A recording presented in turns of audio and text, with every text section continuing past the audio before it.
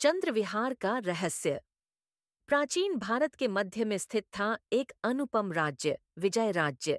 यहाँ के राजा राजनायक विक्रांत केवल अपनी वीरता के लिए नहीं, बल्कि अपने सौम्य हृदय और न्यायप्रियता के लिए प्रसिद्ध थे। उनके सिंहासन के समान ही चमकती थी उनकी जीवन संगिनी रानी वैदेही, जिनकी सुंदरता और बुद्धिमत्ता का बखान दूर दूर तक होता था।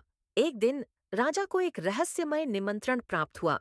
चंद्रविहार की पूर्णिमा रात को आप और रानी वैदेही का स्वागत है, जहां सत्य और प्रेम की परीक्षा होती है। आने से पहले न पूछें कि क्यों, बस आएं। पत्र के नीचे कोई नाम नहीं था, बस एक चंद्रबिंदी की मुहर।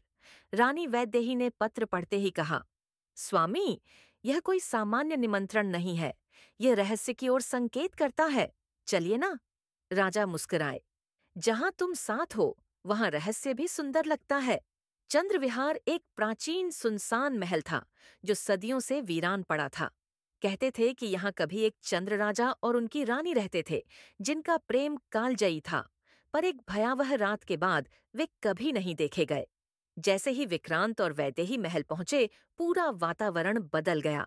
हवा में अजीब सी नमी थी और महल की दीवारों पर चंद्रप्रकाश में कुछ अनकहे किस्से उभरने लगे। महल के मुख्य द्वार पर एक वृद्ध ब्राह्मण मिला, जिसने उन्हें अंदर आने दिया और कहा, राजा रानी, समय कम है। इस महल में 3 द्वार हैं, प्रेम का, विश्वास का और बलिदान का। केवल सच्चे प्रेमी ही अंतिम सत्य तक पहुंच सकते हैं। पहला द्वार एक विशाल कक्ष की ओर खुला, जिसमें एक दर्पण था। उसमें राजा ने स्वयं को वैदेही के बिना देखा, अकेला, दुखी, खोया। वैदेही ने स्वयं को देखा, बिना विक्रांत के। वो बस एक नाम थी, अर्थहीन। दर्पण में आवाज गूंजी, क्या तुम एक दूसरे के बिना जीवित रह सकते हो? राजा ने उत्तर दिया, जीना तो संभव है, पर उसका कोई अर्थ नहीं। दर्पण टूटा, द्वार खुला। दूसरा द्वार एक पुल पर खुला, जो एक काले कुंड के ऊपर था।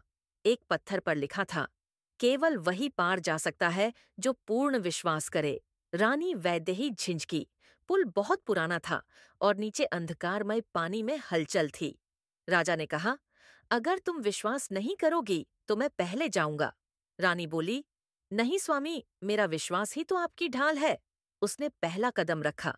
पुल कांपा, फिर स्थिर हो गया। वे पार हो गए। तीसरे द्वार के अंदर एक सुंदर बगीचा था। वहां एक वृद्ध स्त्री बैठी थी, झुर्रियों से भरा चेहरा, पर आंखों में चमक। उसने कहा, तुम्हें एक दूसरे के लिए कुछ छोड़ना होगा, कोई गहरा सत्य, कोई प्रिय वस्तु या कोई स्मृति। राजा ने अपने गले से वह ताबीज निकाला, जिसमें उसकी मां की अंतिम तस्वीर थी। यह मेरी सबसे कीमती वस्तु है, पर यदि वैदेही के साथ रहना है तो मैं छोड़ता हूँ। रानी ने अपनी डायरी दी। उसमें उनकी पहली मुलाकात, उनका प्रेम, सब लिखा था। मैंने इन लम्हों को समेटा, अब तुम्हें अर्पण करती हूँ। बगीचा धीरे धीरे ओझल हो गया और उनके सामने एक छतरीनुमा कक्ष खुला, सफेद संगमरमर से बना, और मध्य में एक सिंहासन। वहां बैठी थी वही वृद्ध स्त्री, अब एक दिव्य स्वरूप में। उस स्त्री ने कहा, मैं हूं चंद्रविहार की रानी, राजेश्वरी अमृता। सदियों पहले मेरे पति ने मेरी परीक्षा ली, पर वह असफल हुए। तभी से इस महल में प्रेम की परीक्षा होती है। तुम दोनों ने उसे पार किया, प्रेम, विश्वास और बलिदान से। अब यह रहस्य तुम्हारा है। एक चंद्र प्रकाश की लहर उनके चारों ओर फैली और कुछ ही क्षण में वे फिर अपने महल लौट आए। पर अब उनके हृदयों में वह ज्ञान था जो केवल चंद्रविहार वाले ही जानते थे। राजा विक्रांत और रानी वैदेही पहले से भी अधिक जुड़ गए थे। उन्होंने चंद्रविहार को एक स्थान नहीं, बल्कि प्रेम की भावना समझा, जहां हर दिन एक नई परीक्षा होती है।